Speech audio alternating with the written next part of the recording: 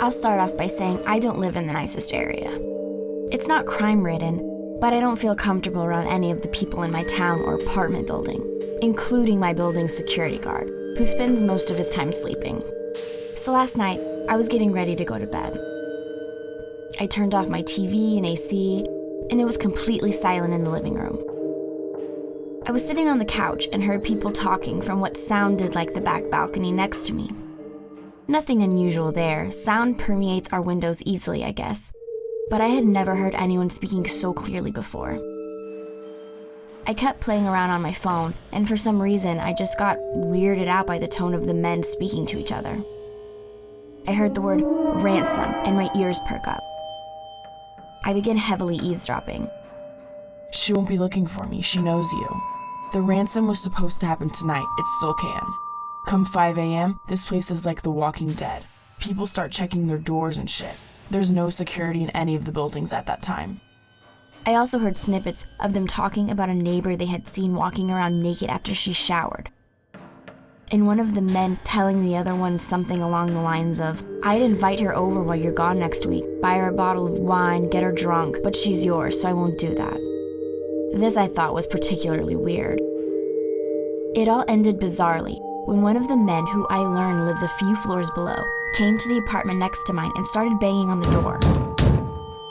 I called security and heard the man mentioning it was about my neighbor's dog, who I didn't hear bark at all. So I'm not sure why he would need to bang on his door so loud at 3 a.m. Anyway, I'm terrified to leave the apartment since then, knowing there are creepy neighbors who might be planning something involving a ransom in my building.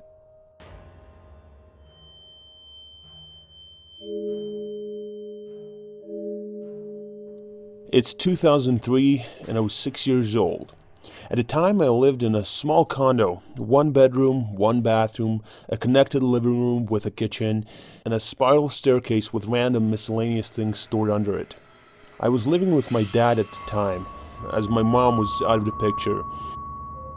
It was Saturday, and I remember specifically watching Codename Kids Next Door on TV in my bedroom after waking up. My dad worked during the day, but was nice enough to leave the TV on with Cartoon Network playing, which he knew was my favorite channel.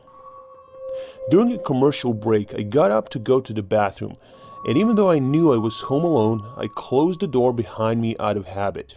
And boy am I glad I did that. As I am in the bathroom, I hear the sound of my incredibly noisy spiral stairs that can be heard literally across the condo begin to rapidly make noise that got quieter over the course of about 2 seconds, telling me that whatever made the noise was going downstairs fast. I was getting pretty scared as I knew my dad was long gone. I walk out of the bathroom and look over the 3-foot-long railing across from the bathroom. All of a sudden, out of nowhere, I see an afraid-looking man looking into my living room while staying hidden under the stairs. Being terrified and still in the bathroom, I made a distinct effort to be quiet. I knew he couldn't hear me, but he most likely knew I was in the apartment. I remember thinking I had 2 options.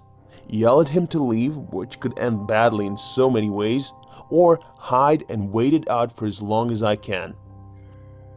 I waited for what felt like hours, but in reality was about 20 minutes, until I heard shuffling downstairs for about a minute, and then the sound I was praying for, the front door opening. I was still extremely skeptical, even thinking it was a trap to lure me downstairs, so I stayed put upstairs for the rest of the day until my dad finally came home hours later. I didn't tell him about the incident, thinking he would be mad I didn't approach the man. Now I realize he would never ask me to do that, but at the time that was what I was thinking.